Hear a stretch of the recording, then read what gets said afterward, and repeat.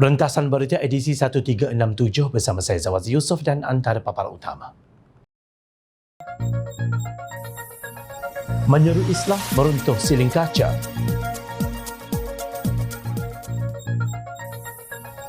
Kenapa ada yang perlu gabrak?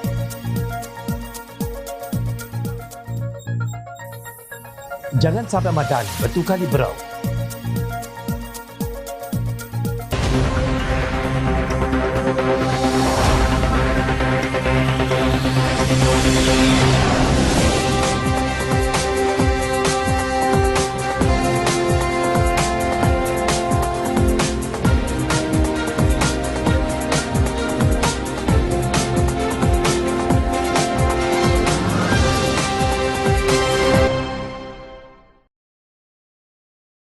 Assalamualaikum dan salam sejahtera.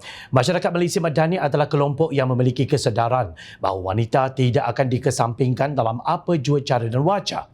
Ketua Wanita Pakatan Harapan Aiman Atira Al-Jundi membangkitkan dua isu kritikal yang saling berkait antara satu sama lain yang ramai menutup sebelah mata selama berkurun-kurun, iaitu wanita dalam proses pembangunan dan keterangkuman gender.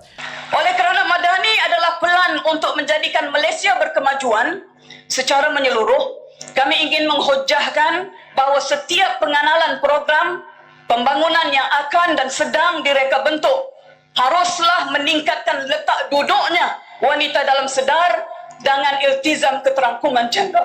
Kata Aiman Atira dalam ucapan beliau pada konvensyen Pakatan Harapan Barisan Nasional baru-baru ini. Memetik tafsiran Ibn Khaldun, Madani adalah masyarakat yang makmur atau al-umran, mewah dan bertamadun, yakni mereka adalah masyarakat berperusahaan yang berpegang teguh kepada prinsip-prinsip keadilan, kebenaran dan bersolidariti atau berperpaduan demi kebaikan, kebajikan dan islah. Tegas Aiman, inilah yang harus diterapkan dalam setiap program Madani yang mesti mengambil kira yang wanita bukan sebagai objek pembangunan, tetapi sebetulnya adalah peserta aktif dalam setiap proses kemajuan. Maka kami ingin menyeru yang wanita sebagai ejen pembangunan hendaklah diterjemahkan kepada perubahan hubungan lelaki dan wanita di tahap individu, komuniti, masyarakat sekaligus memaknai negara bangsa. Kami bukan lagi peserta sosial dalam kegiatan perusahaan, tetapi bahkan penentu sebenar dalam perusahaan tersebut. Pelan Madani yang berjaya adalah pelan yang mendaya upaya wanita. Kami sayugia meminta agar wanita diberikan akses sama rata dalam semua faktor dan proses pengeluaran, modal, kredit, bantuan teknikal, latihan dan sokongan sosial, hatta diizin restu menjawab salah satu posisi tinggi awam seperti mana Ketua Setiausaha Pembendaharaan KSP Negara. Jelasnya, Wanita Pakatan Harapan mendambakan anak-anak yang berakal pintar, yang lelaki akan menjadi cergas di kalbu jiwa dan di minda benaknya, manakala yang perempuan akan menjadi kekuatan bersama-sama anak lelaki, melengkapi ikhtiar dalam menguruskan negara dan dunia.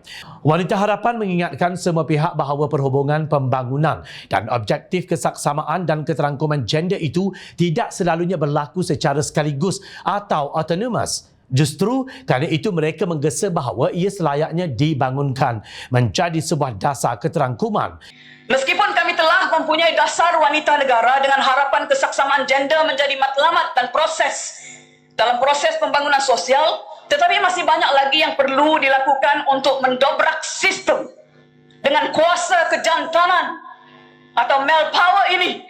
Aiman berhujah, menurut pemimpin Wanita Harapan itu golongan majoriti masyarakat Malaysia masih kabur malah gerun dengan kesaksamaan gender. Namun beliau menyeru bahawa harus diinsafi sesungguhnya Madani atau tidak sesuatu masyarakat itu letak duduknya pada upaya kesaksamaan. Kami tidak lupa bagaimana ketibaan baginda Nabi Muhammad SAW telah membuka jalan kepada status dan peranan lebih besar dan adil untuk para perempuan. Penyertaan wanita dalam proses pembangunan masih terbatas hanya kepada kumpulan elit wanita intelektual dan para aktivis, sedangkan semua peringkat dan lapisan wanita dalam masyarakat harus dilibatkan, termasuklah suri rumah, ibu tunggal dan golongan rentan. Untuk itu, kami ingin menyarankan Madani yang beragenda untuk mendaya upaya masyarakat dan rakyat Malaysia adalah Madani yang berkejenda bukan sahaja pada equality tetapi juga equity, tegas ahli Parlimen Sepang itu. Bila melihat Malaysia Madani sebagai Malaysia yang harus komited untuk memenuhi wanita sebagai penerima bersama manfaat pembangunan, wanita sebagai ejen transformasi sosial dan budaya, dan wanita adalah penerima sepenuhnya potensi wanita. Apa yang disebut oleh Ketua Wanita Amanah yang juga Timbalan Menteri Pembangunan Wanita, Keluarga dan Masyarakat itu menyentuh peranan wanita dalam pembangunan negara yang sering dilupakan. Mereka lah penyumbang tenaga insan yang besar dalam ekonomi negara sebagai pekerja kilang yang kerap dihina dengan jolokan Minah Karen dalam tahun 1970-an dan 1980-an yang membawa Malaysia menjadi harimau Asia. Hari ini wanita bukan lagi hanya penanam ubi dan keledek tetapi berjaya mentransformasi bahan-bahan tersebut kepada keripik atau makanan sejuk beku yang bukan hanya enak tetapi menjadi hidangan yang mudah untuk keluarga. Di Malaysia, wanita memegang jawatan tertinggi dalam badan kehakiman sebagai Ketua Hakim Negara. Wanita juga menjaga perbendaharaan negara sebagai Gubernur Bank Negara. Tetapi, kenapa pemimpin wanita masih berteriak tentang gender equality? Jawapannya terletak kepada hakikat bahawa wanita yang berjaya menempuh siling kaca hanya mereka yang berada dalam kumpulan elit wanita intelektual dan para aktivis. Sebaliknya, sebilangan wanita yang berada di tahap B40 dan M40 masih terperangkap dalam stigma bahawa mereka adalah golongan inferior berbanding dengan kaum lelaki. Ramai yang mendiamkan diri apabila dikhianati dalam hubungan rumah tangga dan pekerjaan kerana tidak nampak cahaya di hujung terowong gelap yang memerangkap mereka. Masalah mereka hanya terungkai apabila sudah berlaku tragedi yang menyayat hati. Malaysia memiliki contoh wanita yang sangat ulit dalam menempuh mehnah dan cabaran perjuangan, iaitu Datuk Seri Wan Aziza. Beliau berjaya memimpin sebuah parti politik iaitu Keadilan ketika suaminya Datuk Seri Anwar Ibrahim dihukum penjara atas tuduhan yang penuh kontroversi. Beliau juga berjaya menangkis pihak yang menggunting dalam lipatan parti itu. Amanah pula memiliki sosok Aiman Atira yang tidak jemu-jemu berjuang walaupun beberapa kali kalah dalam pilihan raya umum ketika bertanding bukan di tempat asal usulnya. Justru mereka layak mengetuai angkatan wanita yang mahu meruntuhkan siling kaca yang dibina oleh generasi dahulu sejak berdekad-dekad lamanya. Kerana itu, seruan untuk merangka dasar keterangkuman hendaklah disokong oleh semua pihak termasuk para bapa, suami, abang, adik dan sahabat handai lelaki. Sesungguhnya wanita tidak berebut dengan lelaki. Mereka sebenarnya hanya mahu dasar pemerkasaan yang sama, peluang yang sama dan ganjaran yang sama bagi usaha yang saksama. Banyak dasar hari ini yang harus dicerakin dan diperhalusi, daripada dasar pendidikan, agama dan moral sehingga ke dasar pekerjaan dan ekonomi. Jika dasar keterangkuman ingin menjadi kenyataan, adalah diharapkan bersama dengan wanita UMNO BN, GPS dan GRS, rangkaian yang mengukuhkan ukhuwah dan komitmen wanita demi memperjuangkan masa depan generasi akan datang dapat direalisasikan dengan cemerlang. Pentadbiran Kerajaan Perpaduan yang menekankan aspek tata kelola yang baik telah memberi impak positif kepada negara dengan terbukti berjaya menarik kemasukan pelabur asing yang meningkatkan kutipan hasil dana negara, kata Perdana Menteri Datuk Seri Anwar Ibrahim. Kerana apa kita berjaya melakukannya? Kerana apabila diberikan kuasa menjadi kerajaan, kita hentikan sama sekali kerja-kerja sakau ambil duit rakyat. Kita tidak langgar peraturan. Kita tidak izin ambil kontrak tanpa tender, ambil kontrak dengan komisen. Kita tidak izin pemimpin ambil duit rakyat. Ini maknanya tata kelola guna kuasa bantu rakyat. Hasilnya, Januari hingga April hasil dalam negeri kasar GDP meningkat 5.6%, lagi tinggi daripada China, Vietnam dan Indonesia. Lembaga Hasil Dalam Negeri LHDN pula melaporkan kutipan cukai juga bertambah. Dari mana bertambah? Orang yang dulu duk curi tak bayar cukai, sekarang semua bayar sebab tahu tak boleh sogok. LHDN harus bersih betul, maka hasil kita meningkat. Ini kerja pasukan. Kita bercatat pelaburan.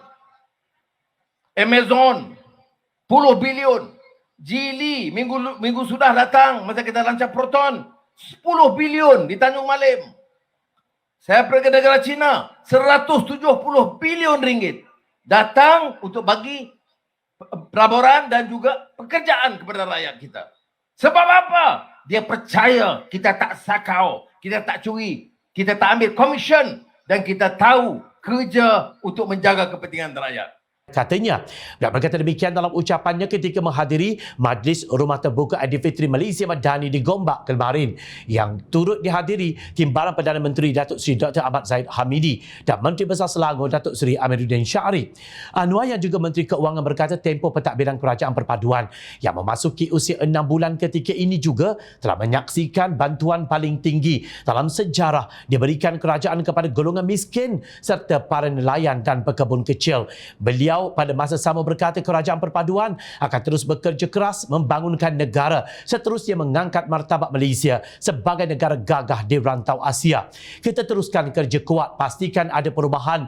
Kuasa kita ini untuk apa? Tanggungjawab kita pada Allah Subhanahu Wa Taala. Apa yang kamu lakukan untuk kuasa ini? Kita akan terus hentikan sama sekali sakau seperti apa yang kita lakukan sepanjang 6 bulan memerintah. Saya tidak akan gentar.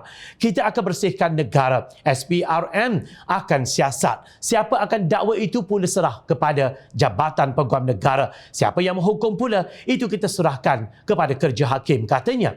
Anwar dalam ucapannya juga mengingatkan semua golongan pemimpin agar teguh berprinsip di dalam perjuangan. Datuk Seri Anwar Ibrahim lebih yakin dengan kesepaduan Kerajaan Perpaduan ketika ini yang semakin kukuh berbanding pada ketika mula mengambil alih kerajaan. Perdana Menteri berkata ketika awal pertukaran kerajaan, bermacam-macam percubaan menggagalkan termasuk menerusi perakuan sumpah SD dan sebagainya. Saya lebih yakin sebagaimana kita lihat konvensyen Kerajaan Perpaduan semalam yang telah menetapkan satu bentuk kerajaan yang kukuh. Pada peringkat awal saya ambil itu macam-macam percubaan, SD dan sebagainya dan sampai kepada Yang di-Pertuan Agong dan Sultan-Sultan. Tapi bila beberapa bulan berlalu nampak lebih kemas dalam sistem politik demokrasi, siapa pun boleh rebut kuasa ikut jalur yang sah. Lebih yang lalu, ketua-ketua parti, baik PH atau BN, GPS, JRS itu yang besar, bagi komitmen yang sangat jelas. Ya.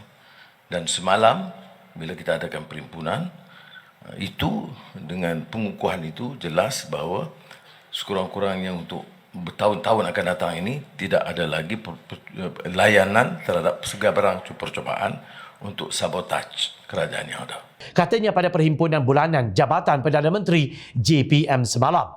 Anwar turut yakin Kerajaan Perpaduan yang dipimpinnya tidak goyah berdasarkan dukungan yang dizahirkan parti-parti politik yang membentuk kerajaan ketika ini. Justru Perdana Menteri berkata usaha pihak tertentu yang didakwa bahawa menumbangkan kerajaan tidak harus digusarkan, memandangkan majoriti sokongan ahli parlimen ketika ini terbukti berbeza dari yang diperoleh kerajaan sebelumnya. Yang digusarkan apa dia? Jeritan 3-4 orang ahli parlimen yang merasa kekecewaannya. Di parlimen yang mengundi Kerajaan Perpaduan itu jumlahnya 148. 2/3. Maka kalau mereka harap untuk membeli beberapa orang dengan dana yang besar, itu tidak akan merubah apa-apa. Kalau dibandingkan dulu kerajaan sebelumnya, itu majoritinya 3-4-2. Itu yang menyebabkan ia tidak stabil. Jadi bagi saya, kita tidak melarang orang berusaha atau bermimpi seperti yang pernah disebut kepada saya PM tepi. Itu tiada salah orang mahu bercita-cita besar, tetapi biarlah tegak pada kenyataan, tegas Anwar. Percayalah, jika wujud cubaan untuk menjatuhkan kerajaan yang diketuai Anwar, ia dilakukan oleh pihak yang takut salah laku mereka terdedah dan bukannya sebab untuk membela negara, agama atau bangsa yang dilaungkan sehingga keluar anak tekak. Rakyat juga tahu pentadbiran negara tidak akan sesekali menekan mana-mana pihak jika mereka tidak terbabit dengan rasuah, kezaliman dan pemerasan terhadap rakyat. Jika tidak ada apa yang diselindungkan di bawah kapet, kenapa gabra sangat? Terkini kerajaan menarik balik rayuan terhadap keputusan mahkamah yang membenarkan seorang wanita Kristian Sarawak Jill Island yang menggunakan kalimah Allah. Notis tidak meneruskan kes itu difailkan di Mahkamah Rayuan pada 18 April lalu. Pada 10 Mac 2021, Mahkamah Tinggi Kuala Lumpur membenarkan semakan kehakiman Island yang mahu mendapatkan pengisytiharan bahawa beliau mempunyai hak menggunakan kalimah Allah untuk tujuan agama dan pendidikan. Mahkamah Tinggi juga memutuskan bahawa arahan Kementerian Dalam Negeri KDN pada 1986 yang melarang orang bukan Islam menggunakan kalimah Allah, Baitullah, Kaabah dan solat sebagai menyalahi undang-undang dan bertentangan dengan perlembagaan. KDN dan kerajaan kemudiannya memfailkan rayuan di Mahkamah Rayuan pada 15 Mac tahun yang sama. Justru KDN didesak memberi penjelasan berhubung keputusan menarik balik rayuan keputusan Mahkamah Tinggi itu. Presiden Angkatan Belia Islam Malaysia ABI Muhammad Faisal Abdul Aziz berkata, tindakan kerajaan itu adalah satu keputusan yang besar kerana ia membabitkan kepentingan awam dan isu sensitif. ABI juga berpandangan isu ini sewajarnya diserahkan kepada peringkat mahkamah tertinggi dalam negara untuk dimuktamadkan, memandangkan proses mahkamah belum berakhir, katanya dalam satu kenyataan dipetik Berita Harian. Media hari ini melaporkan KDN dan kerajaan Malaysia menarik balik rayuan terhadap keputusan Mahkamah Tinggi yang memutuskan penganut agama Kristian boleh menggunakan kalimah Allah dan 3 perkataan Arab yang lain. Notis pemberhentian rayuan semakan kehakiman itu difailkan Pejabat Program Negara di Pejabat Pendaftar Mahkamah Rayuan di Putrajaya 18 April lalu. Dua badan peguam syar'i membantah keputusan kerajaan menarik balik rayuan di mahkamah berhubung penggunaan kalimah Allah oleh penganut bukan Islam itu. Badan Peguam Syar'i Wilayah-Wilayah Persekutuan dan Persatuan Peguam Syar'i Malaysia PGSM juga bersependapat kerajaan perlu memberikan penjelasan berhubung tindakan penarikan balik rayuan itu. Presiden Badan Peguam Syar'i Wilayah-Wilayah Persekutuan Datuk Zainul Rijal Abu Bakar berkata, sebelum ini Peguam Kandang Persekutuan menegaskan mahkamah terkhilaf dalam membuat keputusan dan kerajaan akan membuat rayuan terhadap keputusan itu. Terdapat juga laporan yang menyatakan beberapa pihak mendesak kerajaan menarik balik rayuan itu. Sehubungan itu, kerajaan perlu memberikan penjelasan penuh mengapa terdapat perbezaan tindakan yang tidak dimaklumkan kepada masyarakat Islam, katanya dalam satu kenyataan.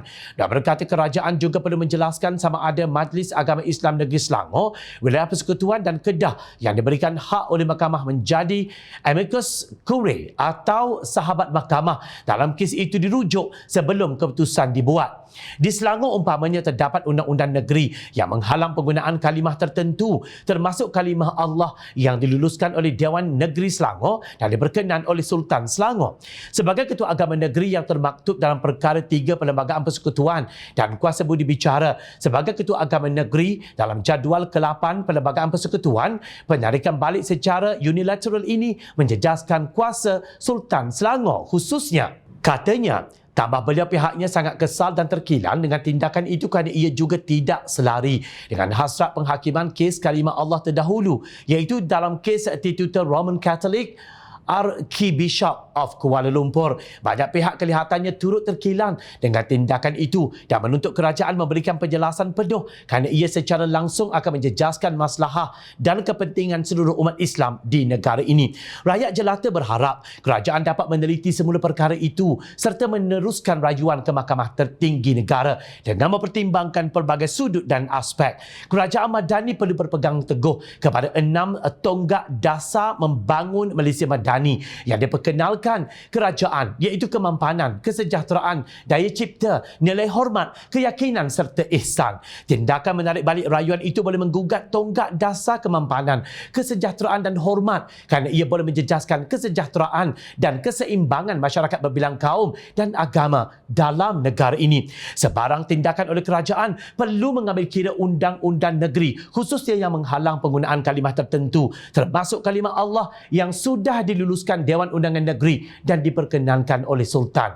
Jom channel sekadar menegur secara ikhlas demi kemaslahatan bersama. Jangan nanti kerajaan Madani berterusan dilabelkan sebagai penunggang kalimah Arab tetapi liberal. Berkata benar sekalipun pahit untuk didengar. Itulah prinsip kami di sini. Ingat, rakyat sentiasa memerhati. Teruskan bersama kami di Jom Channel untuk mendapatkan berita politik tanah air. Saya Fazil Yusof. Terima kasih untuk perhatian dan penilaian yang anda berikan. Assalamualaikum, salam sejahtera. Kita jumpa lagi.